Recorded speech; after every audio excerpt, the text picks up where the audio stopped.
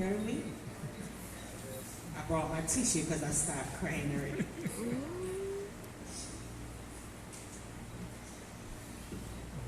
Bear with me, okay? I think it's the hormones or something. No, not really. I just cry all the time like this. But thank you, Pastor Joel and Pastor Sheldon and Sean, for giving me an opportunity to share a little bit about my journey in being pregnant with Vanna Grace. And I hope you all are blessed by some aspects of this story, and I'm going to take my time. Bear with me and pray for me, please. I'm going to have a C-section on Tuesday. Oh, thanks. I'm going to have a C-section on Tuesday morning, so I'm going to the hospital tomorrow at noon. And I was just sharing with Jade that she asked me, hey, are you excited? Or, and I said, boy, so many things are going on in my mind. I don't know, there's so much change and there was so much I went through to get to this point. I'm not sure how to feel right now. Like, I'm very happy, I'm very happy to have this child. But there's just so much that I went through to get to this point. And so I'm going to share a little bit of that with you this morning. There have been seasons in my life where, like all of you, I'm sure, you've experienced brokenness or disappointment, and how it impacts your faith with God, in terms of how you come before God in prayer, For me, it manifested in a particular struggle to have faith in God for the outcome I want, right? So, you would pray for something. You pray for something you really, really want it, and then you might get it and it is taken away, or it might seem like you're praying forever and you just don't get that thing that you really want. And so I came to a point where I was having a struggle between, just as I grew in my faith, between, okay, Lord, this is what I want, yet not my will but yours be done, and then you think to yourself, but suppose it's really not God will do. Am I all right with that? And you have to process that. And if I'm honest, it's not only my journey of pregnancy, but at several points in my life, I've had that struggle. And one of the times I can remember before being pregnant was when I wanted to get married, I got married pretty old compared to some of my peers. And what had happened in that particular area of my life was that just finding where I'm in my notes. Around 7 years ago, I was really struggling because, more than that, maybe 10 to 7 years ago, I was really struggling because I had got into a relationship and I was so sure this is the person I'm supposed to marry, and we get prophecy and pray about it and whatever, and relationship mash up after 3 months, right? And then the guy went off and got married and he's happily married to somebody else, and I just felt like I was just like, what? Just left in the dust, And this was something I was very diligent about praying about, and something I really wanted. So it kind of mashed me up a little bit. And then after that relationship, I was hurt and disillusioned, and I started to make some wrong choices in terms of relationships. And through God's grace, I just have to give Jesus thanks that, even though I veered off the path, He brought me back to my senses, and I was like, wait, no, what am I doing? No, I want to honor God in this area of my life. And so when I came to the point again where I wanted to honor God in this area of my life, this is when the struggle became real again, because I'm saying to myself, okay, All right, I messed up. I got over the initial relationship. I messed up, and I want to know honor God, but is this what God's will is for me, even though I want it? There's enough good girl about in church, not married, like, I had my chances. I don't know if it was on merit alone, I would not be at the front of the line, or, I went through, I'm just taking you through some of the stages I went through in my mind. And then I moved from that to saying, okay, I call it a little mind game. So it's like, well, God is going to give it to you if you give it up.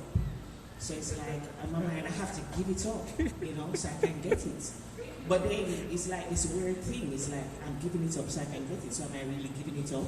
And then it was just a lot of, many iterations of those kind of thoughts in my prayer life with God. And, I have to give God thanks, because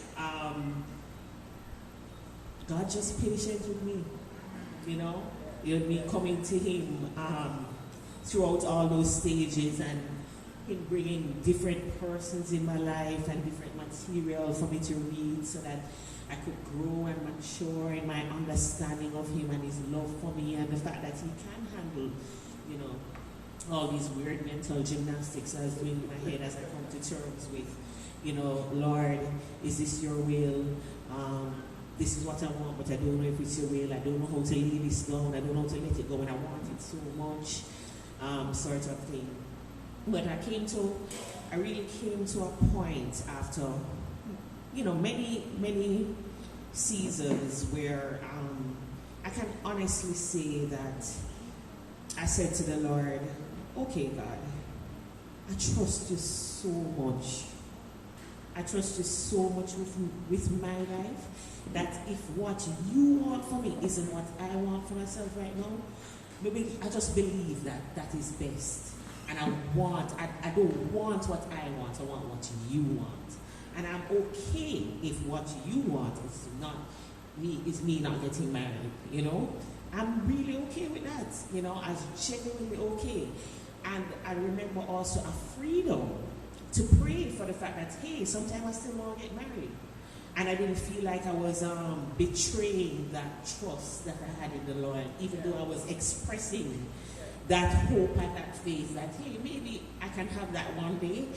I just remember that freedom, and I remember incidentally, around that time, Mr. Johnson, very purposefully, started courting me, approached me and so on. So it was very interesting. So I hope you guys are with me. So I got to the point where I'm like, Lord, I'm okay if this is not your will for me, because I trust you so much. But I'm still going to pray for this because I want it sometime, But I just trust you so much that I know your heart for me. If you don't give that to me, I know that's not what's best for me. And I trust you, So Vance and I met, and we knew each other, but he approached me in a different way. And we started courting and we got married in 2016. And it was a blessing. That has been a blessing. God has really blessed me through our relationship. God has taught me so much about blessing me in spite of myself. And, when He looks at me, what He sees, and He doesn't see the mistakes and the mess-ups, and He sees Jesus, and I think that Vance is very passionate about theology and philosophy and thinking things through, and I'm not that type of person. I kind of just go with the feeling. I think that it's too restrictive to be, anyhow, we're different, we complement each other. But I think his rigidity in terms, I don't want to call it rigidity, but his thoroughness in terms of how he thinks things through, the systematic way that he approaches his faith, and the consistency it brings out, really allowed me to grow in my faith and grow in my understanding of God, And so that was awesome. So, yeah, man, big up Vance, big up Vance. So,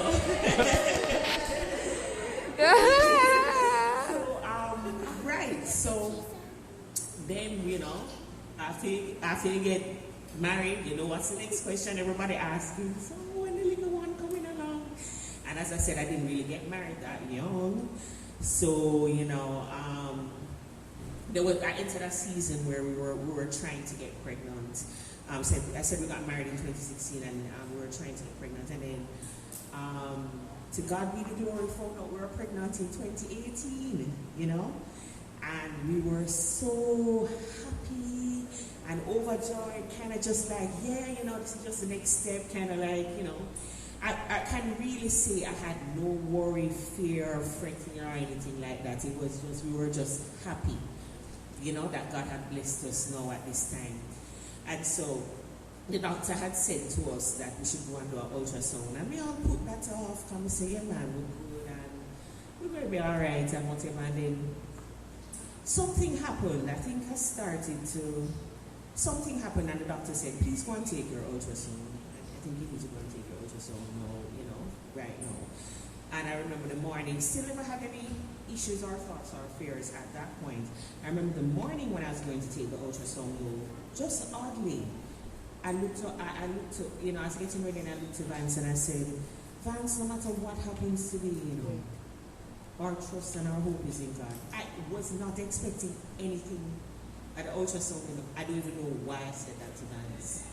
But I just said, no matter what happens today, Vance, God has us. So he's like, okay. And we go and we take the ultrasound and when we did the ultrasound, we found out that I was actually pregnant with twins, and one had already died, and they weren't sure if the other one would make it. And the doctor said, okay, you know what, don't worry about it, maybe your dates are off, just go away for 2 weeks and come back. And when we come back in 2 weeks, we'll be able to tell you what has happened. And my doctor was like, don't fret, man, don't worry. And she started giving me all these medicines, these hormones to take, insert, and all sorts of things. And, she was like, come back in 2 weeks. Well, church, that 2 weeks was rough. The reason the 2 weeks was rough, to be honest, every day I felt less and less pregnant. The little symptoms you have at first, they started to go away. And every morning, Vance would pray, God, please grant our baby a heartbeat. And, that struggle I was talking about earlier, where, you want something, but you don't know if it's God's will for you, it's like that turn up, because it's like, I'm like, if I don't pray like Vance is praying, it means that I don't have any faith, but I know how I'm feeling. I know how I'm feeling, and it was very rough. And, even as I think to that time, I remember just how God just blessed us with people to walk alongside us. I remember, Jesus was a very real and very present help for us. Amen. In time of need. I have to say that because so many people came alongside us that we weren't even expecting. I remember Pastor Joe and Sam came over with flowers and they were praying and all sorts of something. It was just a rough 2 weeks. So needless to say, at the end of the 2 weeks, we went and did an ultrasound and found out that I had lost the baby, and I had to do a D&C, and so that was devastating. It really was devastating, and it was hard.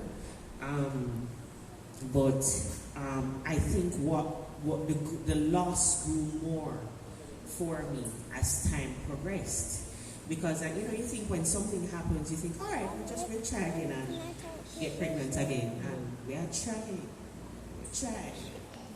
not getting pregnant, And months roll into a year plus, and then you guys know what questions start happening in my mind again, right? Lord, is this your will? Is what I want your will? Should I be okay if this is not your will? And I can tell you, unlike before when I was getting married, I was not okay. I did not reach a point where I had said, God, it's okay if this is not your will. I believe that this is what's best. I wasn't there yet. I was still very much struggling as time went by, but recognizing, and I give Jesus all the praise for helping me to recognize that my heart was still struggling in that area, and helping me through others. And, we had done gospel fluency throughout that time. And so I started to really recognize and treasure, where are my heart's desires? What am I looking for in other things that I should be finding in Jesus? Yes. I started to ask myself those questions, right? And in dealing with those questions, even though I didn't get to the point where I can say I was okay with not being pregnant again, I can say that God was carrying me through a process that I'm still going through, right? I'm still going through. And so I said, I'm pregnant, so I got pregnant in last year. I give God thanks for that. I recognize I may be talking to many different persons facing their own struggles who may not have an outcome yet, that the outcome they desire or want, or may never get that outcome, because of various circumstances in life.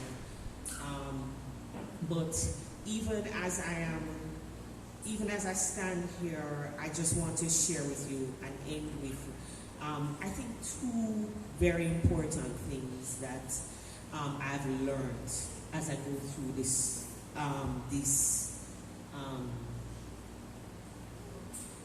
as I think through these seasons that I've gone through, that I went through in terms of struggling between God's will versus what I want. The first thing is that I really have learned to treasure Jesus more than anything else.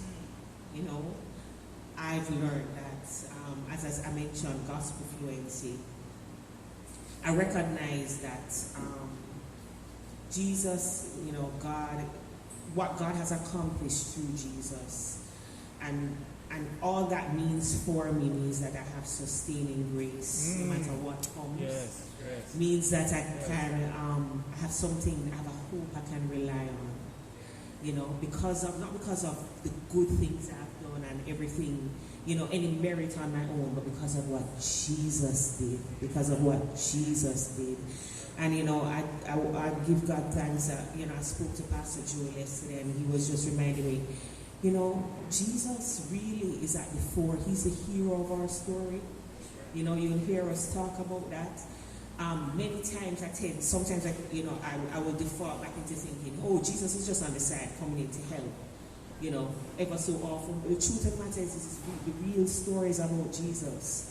And the real stories about how he's bringing all things to work together for his glory and our good, And so I'm learning to treasure Jesus above everything, above my marriage to my wonderful husband, or even this gift of this child, or any other blessing, or any other hope. I'm learning to treasure Jesus as my all in all, and trusting and knowing that in him is everything I need. If I think I want to get it from husband, child, whatever it is, whatever anything, the thing I want, really and truly I'm going to find that fulfillment in Jesus. And then the second thing that I'm learning, which is actually something that I've also struggled with for many years, is, how do you deal with the fear of suffering? The fear that something is going to happen in the future that, could hurt you or cause you pain. And that's something I've struggled with for many years, because I remember one thing I didn't share with you when the relationship I was talking about first, the one that I had like that match up after 3 months, but I thought it was God's will. One of the specific things I prayed was, Lord, if this is not going to end in marriage, I don't want it to start. I don't want it to go down that road, And I felt so disheartened. I felt like, God, but I pray this, how you make me go down this road, how you make me enter this, And I felt like, sometimes God is just going to make me suffer. And I didn't know how to process that. I didn't know how to deal with that, because God is just supposed to bless me with good things, right? God is just supposed to give me all the nice things I want, and God only wants all these nice things for me. But I think what I'm coming to learn, even as my faith grows, is that Jesus didn't promise us that we'd have a life without suffering, right? He didn't promise us that. He promised us that He would take us through, He would be there for us. Yes. He promised us that, He suffered. He had trouble in this world. But take heart, He overcame the world. Yes. Right? That's what Jesus promised us. So, this kind of looking and expecting that you're not going to experience pain, you're not going to experience hurt, is not true. That's not what the Bible says. And so, I also recently heard a testimony from some friends of our pastors who are part of the Sovereign Grace community overseas, and a testimony of a young lady who lost her parents, godly parents, quite suddenly. And she was just sharing of the struggle she has right now. And one of the things she was saying, some days she's like good and she trusts God and she knows that, boy, God, He took all my parents from me so young, they don't even know my husband and children, but I'm trusting You. But then other days she goes into fear and loneliness, and she's like, well, what pain lies ahead for me? God, You're going to take away my husband, You're going to take away my children. What pain is in store in the future? And she says that, she shares in a way that I relate to so much. She says that Jesus is so patient and tender with her in those moments, right? He doesn't, and reminds her that He doesn't promise that she will not suffer, but that she will have sustaining grace. Yes. Right? That she will have a joy of longing for eternity and hope, and she will see Jesus face to face, and all will be well, right? And that's what takes her through. And so that's how I want to end today. Reminding you all that I'm still in process, and I hope that what I share can help you all, no matter what you're facing. Treasuring Jesus above everything, and trusting God. Yes. Trusting God, not fearing suffering, because you know who you trust in, you know who you can depend on, and you know that Jesus, you know what Jesus has accomplished for you, and that you can rely on it. So thank you. Amen.